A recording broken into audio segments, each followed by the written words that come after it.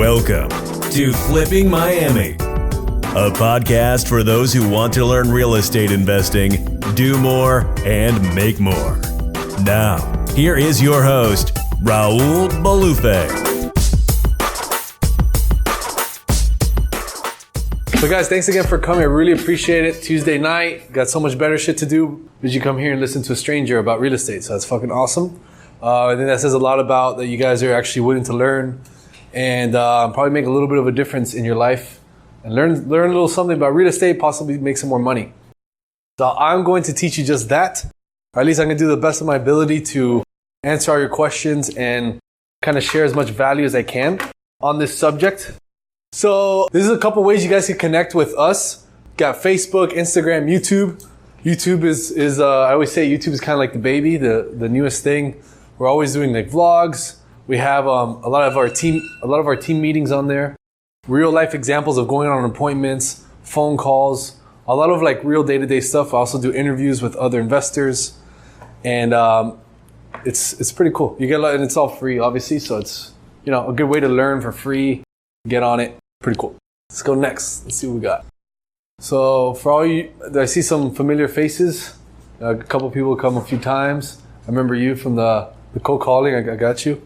What's next? All right, cool. So some of the stuff we're going to talk to today, I'll get into this and then I'll ask you something. So we're going to get into what is wholesale really? What really is wholesale investing? Real estate investing. What's up, man? Real estate investing, doing wholesale deals, how to make money in that, all these types of things. What does a wholesale company look like? Basically, how do you find the leads? What is it that we do as a company that generates money and adds value? We have some example deals that are pretty exciting that happened very recently. I'm going to answer your questions and how you could possibly work with us. So before we move on,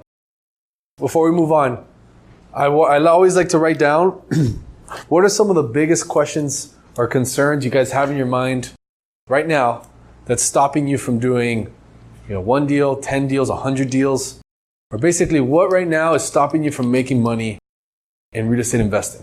What is it? Knowledge? That's a good one. Knowledge mentor. What specifically though? Like not knowing what to do? Not knowing like what are the first steps to take and stuff? Knowledge mentor. Okay. Organization. Be a little more specific. Like a system. Organizing a system on like how to find a deal or... Yeah, handling each step. Start there. So... Finding the leads, finding the wholesale deals. Where to find deals? Yeah. Finding them and that's... Okay. Skip trace the owner and get the correct phone number. How to skip trace the owner? Yeah. Yeah, that's a good question. How to skip trace? Yeah, that's good, right? Correct phone number, because sometimes some of these apps give the wrong phone numbers. Got it. Correct phone number, okay. So knowledge mentors, I guess meaning like that kind of is similar to step by step. Like you said, Skip trace. You have the address, but then... All right, cool. I heard someone with it. Follow up. How you guys follow up? How often? Follow a plan for leads. That's a good one. How do you work with realtors if you have one or people still with it? Working with realtors. Okay. Finding investors. Finding investors, good one. That's right now in this market, that's the easiest part of the business. So that's the good news. Anything else? The investors are easy. Yeah, to know about the law. The law? Yeah, exactly, because I don't know how to get a license or if I need a license to Do you, parts of the okay. So How to stay consistent? do you need license to do this? These are good questions. And then you said how to stay consistent Yeah. with? Finding the deals, like having a working. I think organization part of the earlier question maybe. Like a system? Yeah. System for Consistent leads. consistent leads, and so to make it like a mutual. Yeah. Okay, those are really good questions. So, all right, as I go in the flow, I'll probably answer some of these through the slides I have, and then towards the end, you guys could just ask me questions, or I'll come back to this, and I'll make sure I get these answered for you. And any time if I'm talking, whatever, you can raise your hand. Just let me finish the sentence, and then I'll call on you guys to help you out. So yeah, I mean, I'm excited about this one. I worked on this PowerPoint a little bit, and we're gonna go over a lot of cool things. Mainly a basic overview level, so it's good for some of you guys who are just starting out. I'm gonna talk about pretty much like what to do, like step 1, 2, and 3, right? Like there's this huge world of real estate of, you know, oh crap, I can find residential homes, I can find land, I could do listings, I could do commercial, I could do leasing.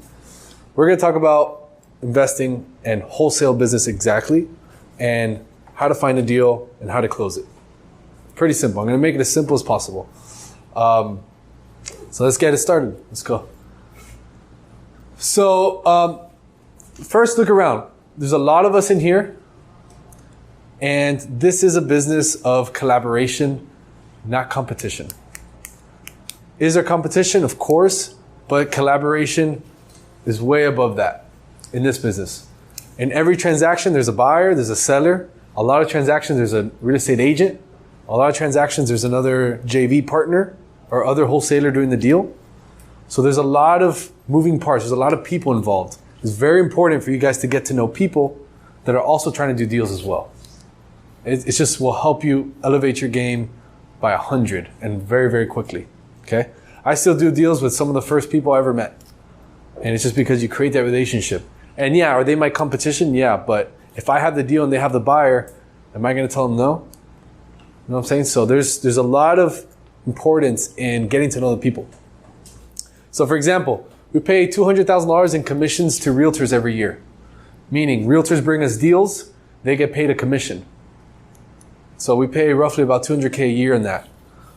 Over $100K paid in wholesale JV partners.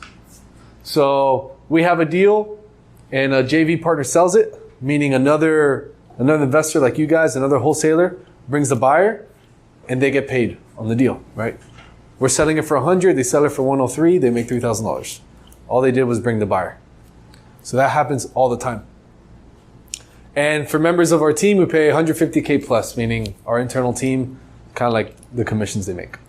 So this is just show you, these numbers aren't to, you know, like brag or anything. It's just to show you that money is paid out in this business no matter which way you slice it. And the faster you accept this and the faster you get to know people, it really like accelerates you, okay? It's just something that no one really talks about, and I think it's kind of strange because I think meeting the right people early on is so key. And you just stick with that and just keep doing the same thing. Cool, so we'll get into it. Let's go next, let's see. So I have this in here for a little bit of inspiration. Basically, the brain allows us to do shit that we've never done before if we've seen it happen with somebody else, okay? Just like this slide says, McGuire hit 70 home runs in 1998. Before that, it was never done. Barry Bonds, a couple years later, hit 73. It was never done. Just like the 3-minute mile. One guy did it, and then, or a 4-minute mile, whatever. One guy did it, and then now there's 100 people have done it. But before him, no one had done it. But someone saw him do it. They're like, oh shit, it's possible. Let me just do that, right? So this is the reason also I do this meetup. So you guys could see someone who did it or who's doing it, and it might inspire you to say, okay, you know, I'm just a regular kid. So, you know, you guys we're all regular people. We're all the same type of person. You guys could do it too, depending on, you know, your levels of motivation. So go next. And this is also a slide of inspiration. So this was me when I started. I literally had just a whiteboard. I was an idiot. And this was one of my first buyers. One of my first buyers that I used to drive around to show him properties and stuff. I used to have to pick him up at his house. I used to have coffee with him. I used to have to, like, you know, have dinner with his wife and him. And It was a lot of work, but he ended up buying probably about 50 properties off of me in about 2 years. And I ended up managing most of his properties, ended up fixing up most of his properties, and then reselling most of his properties.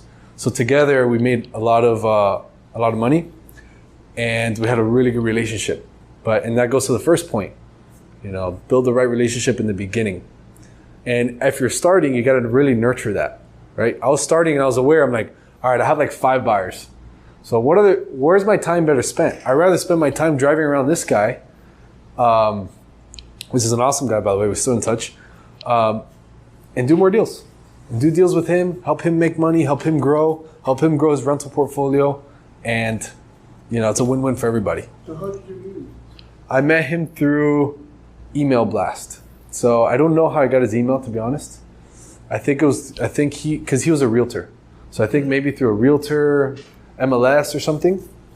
I sent an email blast with a property and he called me and he's like, hey, I'm interested in properties, but you have to come meet me first. I'm like, what do you mean?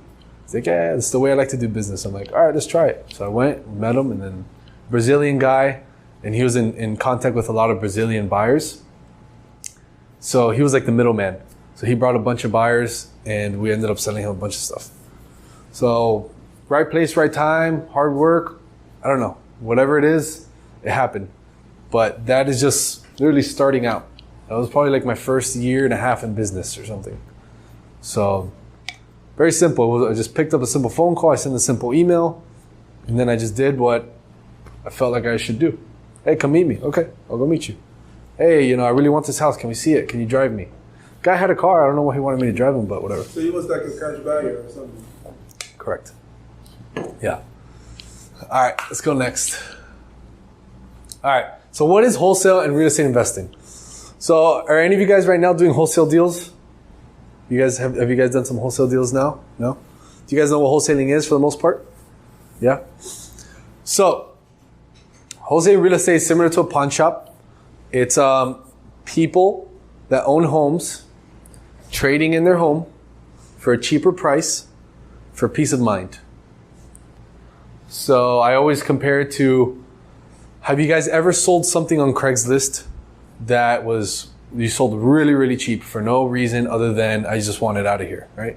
An old couch, a bike, jet ski, I don't know, whatever you had, and just sold it really cheap. I'm sure all of us at one point of our lives had something that we did that. And that is what people do with their homes, believe it or not. Because homes, if you're not in the real estate business, it's a big expense, it's a huge investment, and if you don't have the money to protect it, you can lose it, and then you get zero. Or you get bad credit, or you get tons of bad consequences. So the quote I always say is like, buy low or sell low. And another way to think about this is wholesaling real estate is just like real estate day trading. Does everyone know what day trading is on the stock market? That's exactly what we do with homes. So we day trade homes based on the market values and conditions. It's really that simple. It's not much to think about. If the market's up here, we're buying here and selling here. If the market's down here, we're buying here and selling here.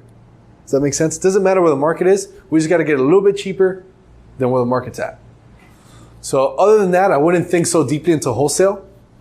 This is the formula of an offer amount in the most basic level possible. So you get the repair value of the home. So you get a home, right? You get a home that's for sale, or a home that you get a homeowner to call you on, and you find out what the value is of that home. How do you do that? You can look on Zillow.com. You can use the MLS. You can use REI Automator. You can use a bunch of software systems.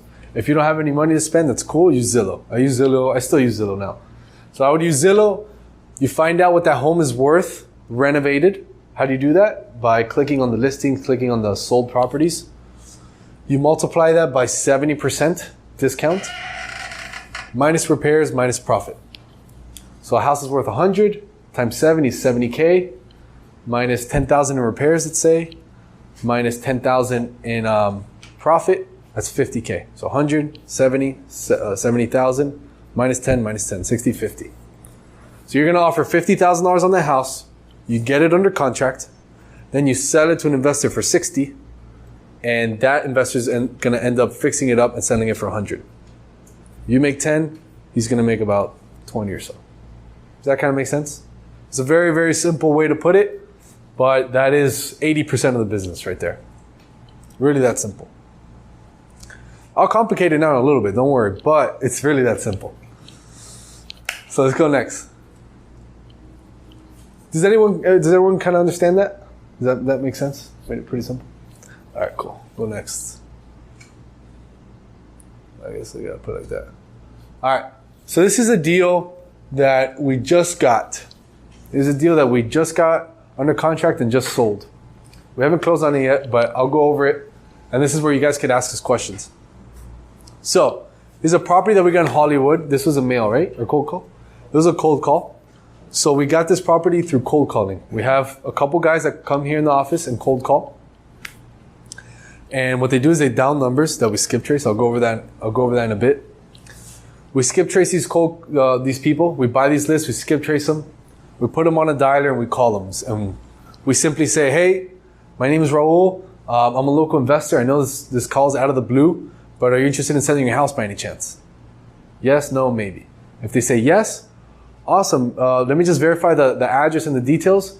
Cool. Look, man, I would love to make you a cash offer. Can I go see it tomorrow at 3 p.m., 1 p.m., 5 p.m., 7 p.m., whenever? And then we make an appointment and we go meet this guy. We go meet that seller. And we make him a cash offer. So in this case, that's what happened. Cold call. The guy said he wanted to... The guy said we wanted to... You should put him on the line. Cold call. The guy said he wanted to sell. We made an appointment, I think, the next day or something? A couple days later, right? Let's say 2 days later, we made an appointment with the guy. Our sales guy went out there to meet him. And, damn it. Our sales guy went out there to meet him. And they verbally agreed at 100. Verbally. He didn't get the contract signed that day, but they verbally agreed. And after 2 weeks of follow-up, he said he had to talk to his realtor, he had to talk to his brother, his dog sitter, whatever, a bunch of things. And he verbally agreed. After 2 weeks of follow-up, we got the contract signed. Okay? So we got the contract signed for 100. And as a team, we agreed that we should list it for sale to our buyers at 159. Why? Because this property is worth about 240. But then we ended up selling it for 146. $6,000 paid to a JV person, meaning there was another wholesaler involved. So he sold it at 146, but we as a company got 140. Does that make sense? Everybody with me?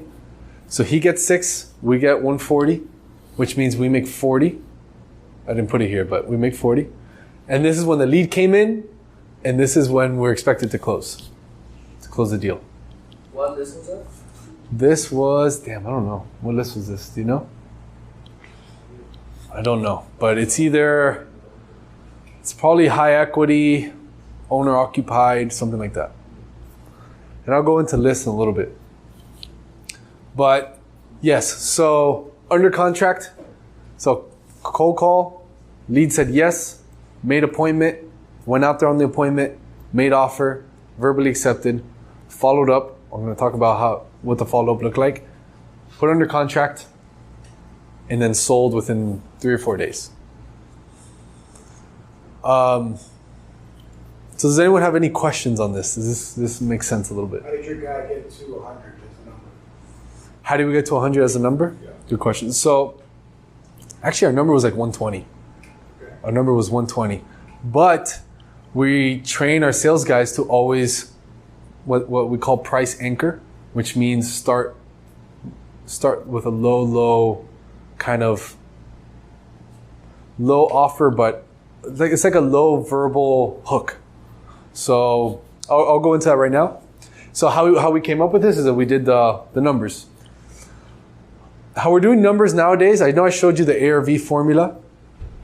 When it comes to these properties, how we do it is we see what other cash investors bought in the area for. Okay? And we saw that another cash investor bought, there was a few cash sales in the 150s. A few, I think there was like 3. 151, 157, 155. What's up, man? I think we got some chairs over here and stuff. So there's some cash sales, one at 151, 155, 157. So his number was 120, so we could sell at 150. We like to make, or our average profit on these off-market deals are about 27 to 30. But they also cost a lot to get them. So that's how he came up with his number. So we looked on MLS, we saw cash sale, 150, 157, 159. We're like, all right, we know we can sell this house cash in the 150s. So let's get it under 150. That was kind of the way he came up with it. Now, how he got it for 100? Like I said, what we do is that we always we do a price anchor. Let's say his maximum price was 120. We usually offer about 70% of that first price. And it kind of sounds like this. Hey, after you do the whole sales process, and I have a slide here of the whole sales process. Hey man, yeah, look, this looks like a really nice house. I'd be interested in buying it for cash. After seeing everything, I know that you want to move to a trailer outside of Florida. I know that you kind of want to get your cash and get out of it. You have a small mortgage you want to pay off. And I really want to structure this offer to help you do that. And in order to do that and be able to solve this and close in about 3 weeks, I would love to buy this house for 70, but I know that's so low. I know you probably wouldn't take it. I could probably go closer to 100. That's his conversation. And he said, I could do 100. I never offered him 100. I noticed how it's like a soft way. I really want it for 70, but I know you'd never take that. Our highest price is 120. I know you'd never take that, but I could probably get closer to 100. Shit. I could probably get closer to 100. And he said, oh, I think 100 will work. And that's how we were able to get it for 100. That makes sense? So that's what's called price anchor, and I'll go over it in a later slide. Any other questions on this deal, guys? Was it like a distressed property? Like Yeah. to lose like 59,000? So if he were to list this property on the MLS, he'd probably sell it right away for like 150, but he'd have to pay commissions and he'd have to wait maybe, I don't know, two months. Need any repairs? Huh? Do you need any repairs? Yeah, it needs a bunch. So as you can see here, he's like a hoarder. He's got a bunch of things. It's a small 2-1 house. I thought this picture was interesting. I've never seen so many meds in one space. So it's Pretty intense. 2 bathroom, 1. 2 bed, 1 bath. 2 bedroom. Small little house. It's worth about $230, $240, and it rents for somewhere around like $1,300, maybe $1,400. Because it's a really nice area in Hollywood. Is that an illegal road? Is there any legal? It's a 3-1. Oh, that's right. It's a 2-1 public records, but there's a 3rd bedroom that they kind of like made illegally. Yeah. So that was like the value add there. So yeah, that's a good one. So we got another one coming up. All right, let's see next. This one is, I don't know why I'm saying that. So this is one that we have for sale right now, and I've never really done this. And I've never put the price we have it for, but I'm just gonna do it for the sake of the example. It's only a couple of us here. And Facebook Live, okay. Code screen. And Facebook Live. But, I mean, everyone knows we make profit here. If not, we wouldn't be in business. So I just want to show you some real life shit that's actually happening. This one is a deal for sale that we have in Homestead. Actually, Adrian is the one who got under contract. So this is a mail lead. This came from direct mail, which we have the postcards. I think we got one here. Was the last one from mail as well? No, cold call. So we send people these postcards, and we have a bunch of there so you guys could take it home and get in my face, man. Get in my face.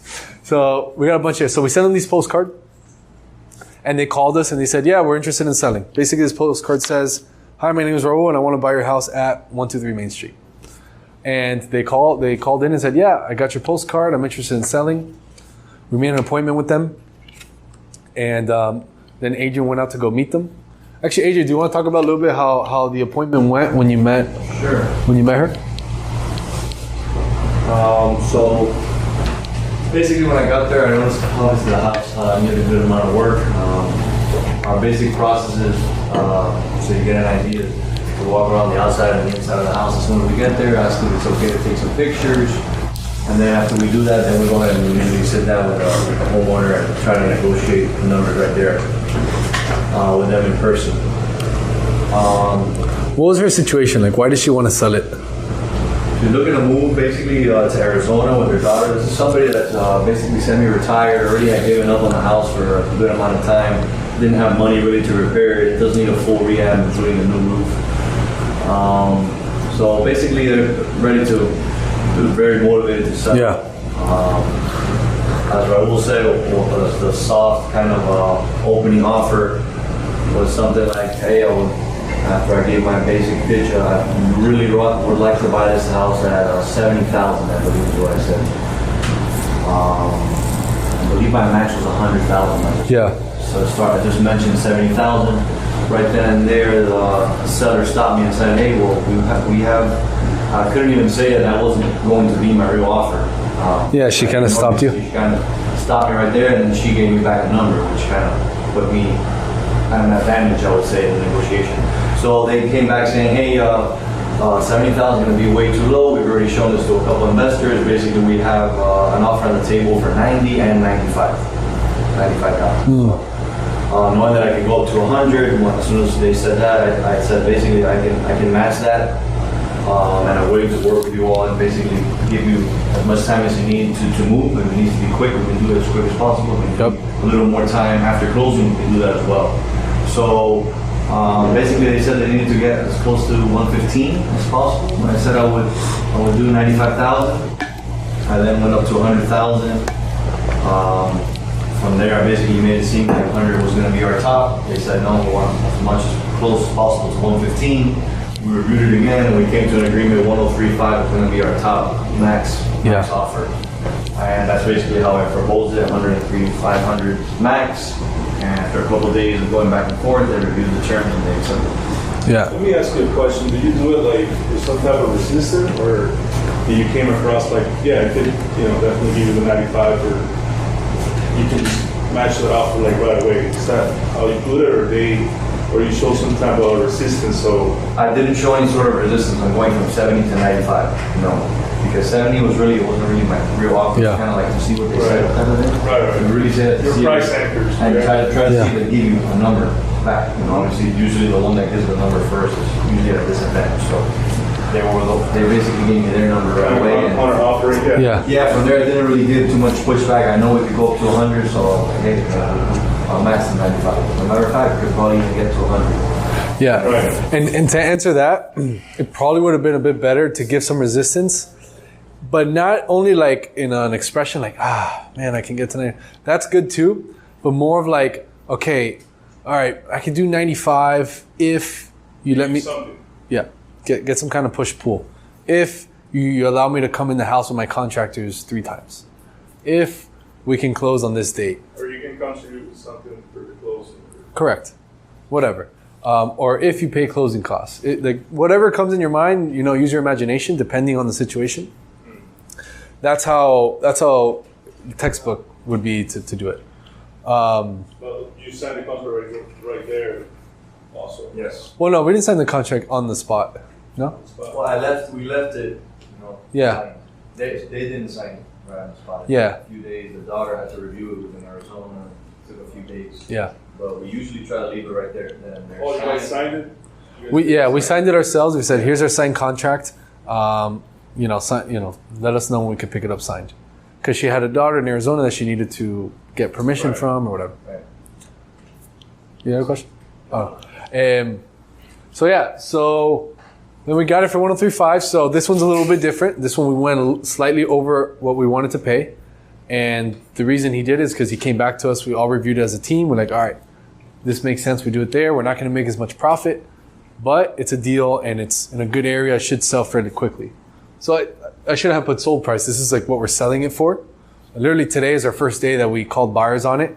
And Rodrigo actually is calling the buyers. How many people you got to see it? Like, so you are showing this tomorrow, right?